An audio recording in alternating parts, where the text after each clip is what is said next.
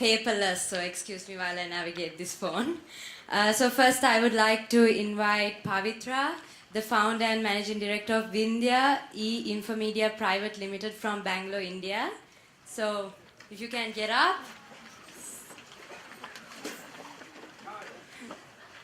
And also Sagar Lianage, founder and managing director of Earthbound Private Limited from Kandy.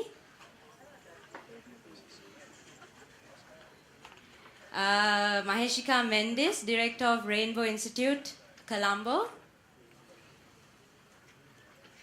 And finally, Isura Silva, a social entrepreneur and general manager of Sarvodaya Fusion.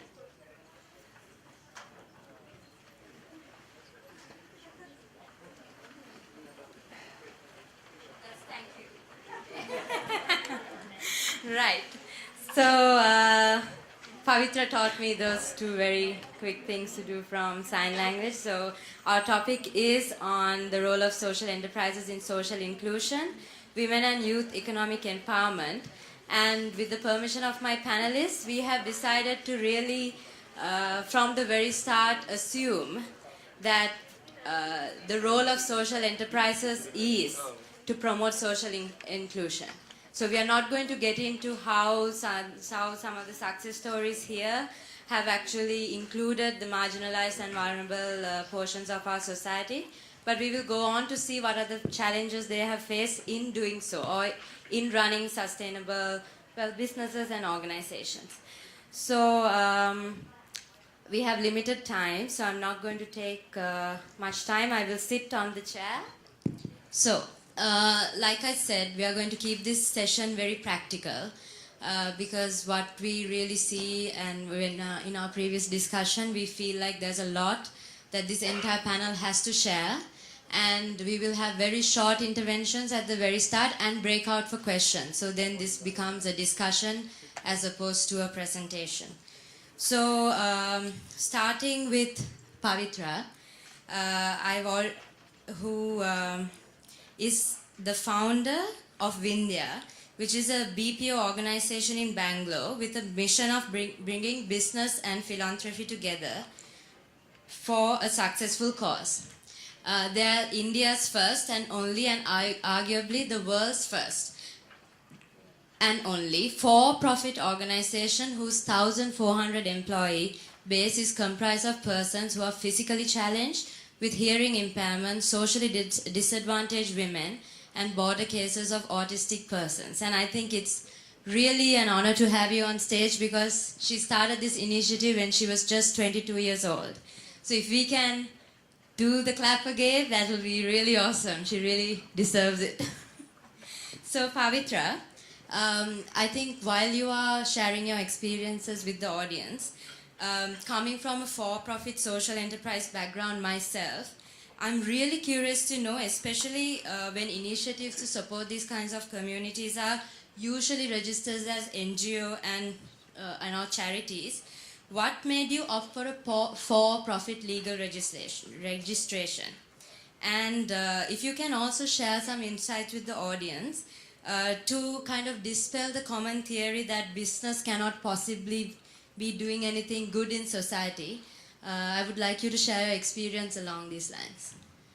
A very good evening to all of you. I know that it's been a long day, and that's why. And thank you all for this clap. I'm going to go back and share these pictures with my employees. So first of all, I would like to thank LSV for giving me an opportunity to talk here.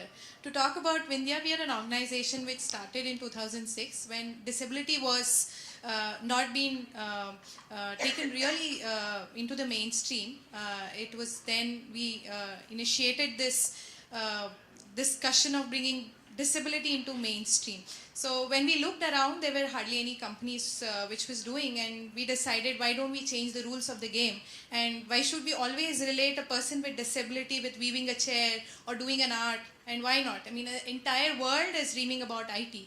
Why is that persons with disabilities or people who have been not being given opportunities to dream about and work in the mainstream? That's when Vindhya got started in the year 2006. So there's been various learnings because people generally ask do we have a background of disability or anything, but as such there is nothing. It's just that my family felt that I and my husband are mentally challenged to start. That's the only connection we have. Otherwise there's nothing much.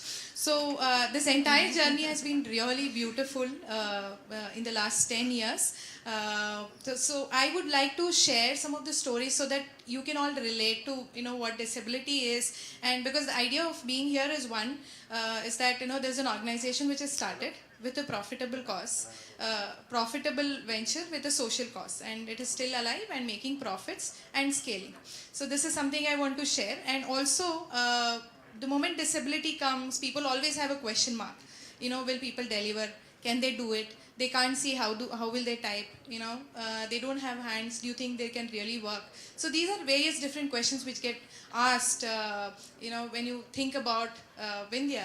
So even I was very new to this community, and when we started, I just want to quote one example. One of my employee who just came in for a job and who was completely crippled, he was like 90% disabled, who was just using the floor to just move around, basically crawling.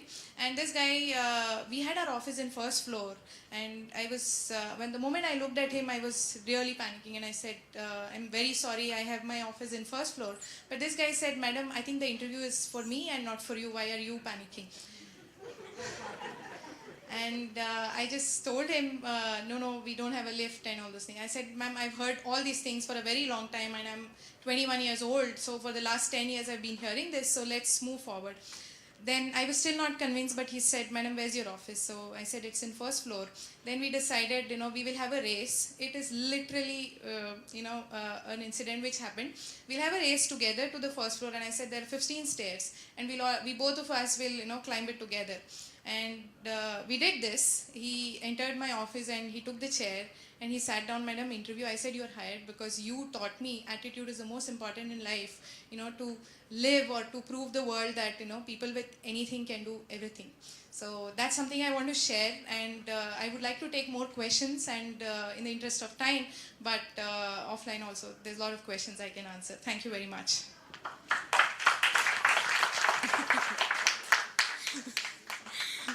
Right. Thank you, Pavitra, and I think that the kind of decision to start and what to become resonates probably with some of the startup social enterprises that are in the audience. So I think during discussion time, if we can have questions around, what registration should I take? I mean, just giving you all ideas, not leading questions, but these are very important questions to bear in mind when you are starting an organization, an enterprise, or an initiative. So, and Pavitra and I think the rest of us in the panel can also answer some of those questions. So, if we move to Sagara Liyanage, as I said, is the founder and managing director of Earthbound Private Limited. You see his products outside in the stall area, and his wonderful products are intend to minimize environmental hazards caused by the disposal of waste, matters such as polythene, plastic, etc. So what I would like to ask Sagar really is, like, while you're explaining to the audience about your business model, if you can address how you've managed to convince some of the bigger conventional customers that you serve that of the ethos behind your product lines, or are they simply buying from you because it's a good product? What are the challenges you see in marketing a good product with a good story? So actually, I like to start with my story. Okay? I'm right,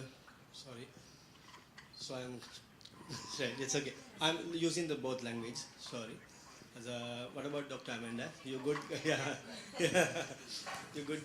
Good start for us. So, Mama Magi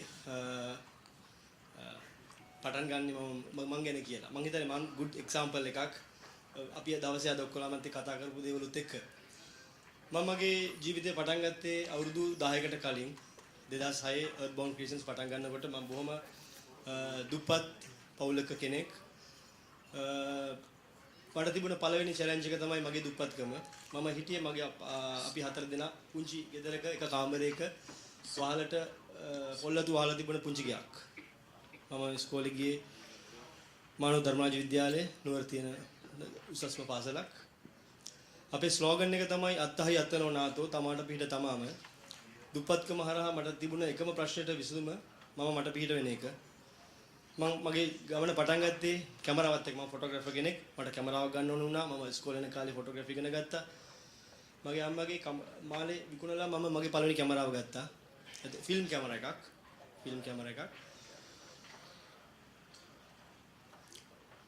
මගේ ගමේ අලුත උපන් හැම ළමයාගෙම පින්තූර ගත්තා. මම ගොඩක් වෙලාවට ගිහිලා ගෙවල් ගාන ගිහලා පින්තූරන් ඒක විකුණනවා. මට තව මුදල් හම්බ කරන්න ඕනේ. මට මගේ දුප්පත්කමට එරෙහිව සටන් කරන්න ඕනේ. වෙඩින් ඇල්බම් හදන්න ගෙනාපු ඉතුරු වෙච්ච කඩදාසි වලින් මමයි නංගි එකතු වෙලා ග්‍රීටින් කාඩ්ස් හදලා සුබ පැතුම්පත්. මොකද ඇත්තට මේක අපේ මිතුරන්ට දාන්න ගත්ත කාඩ්ස් වගේක්. මොකද කාඩ් ගන්නත් සල්ලි නැහැ. ඉතින් ඒ කාඩ්ස් මට ඒ වෙලාවේ දැනුණා මෙතන තියෙනවා විකුණන්න පුළුවන් දෙයක්. ගෙදර තිබුණ අහක ගිය කඩදාසි රෙදි කැල් එකතු කරලා කාඩ්ස් හදලා නුවර හැම කඩේකටම ගිහිල්ලා උත්සාහ කරා මේක විකුණන්න. ගොඩක් කට්ටිය කියන්න සතුටුයි කිසිම කෙනෙක් මගේ කාඩ් ගන්න බලක් කැමතිුනේ නැහැ. ඔක්කොලම මේවා ඕන තරම් කාඩ්ස් ඉන හෑන්ඩ්මේඩ් කාඩ්ස් කවුරුත් මේවා ගන්නේ නැහැ හෑන්ඩ්මේඩ්ස් කාඩ් ගන්නේ නැහැ කියලා. නමුත් මම තදින් විශ්වාස කරන්නේ මගේ කාඩ්ස් විකුණන්න පුළුවන් කියලා. මේ වෙලාවේ ගෞරවාන්විත සී කරන්න ඕනේ ඔඩෙල් ආයතනයේ බියාෆුට් ආයතනයේ ඒගොල්ලෝ ලෑස්ති වුණා මගේ කාඩ් ගන්න. පළවෙනි බිස්නස් එක රුපියල් 2500කට ඒගොල්ලෝ මගේ කාඩ්ස් ගත්තා. අද වෙනතුරු මේ දෙන්න මගෙත් එක්ක යහපත් වෙල සම්මතව ගත කරගෙන මේ වෙනකම් මගෙත් එක්ක ඉන්නවා. මේක තමයි මගේ පටන් ගෑනුම. මේ වෙනකොට මගේ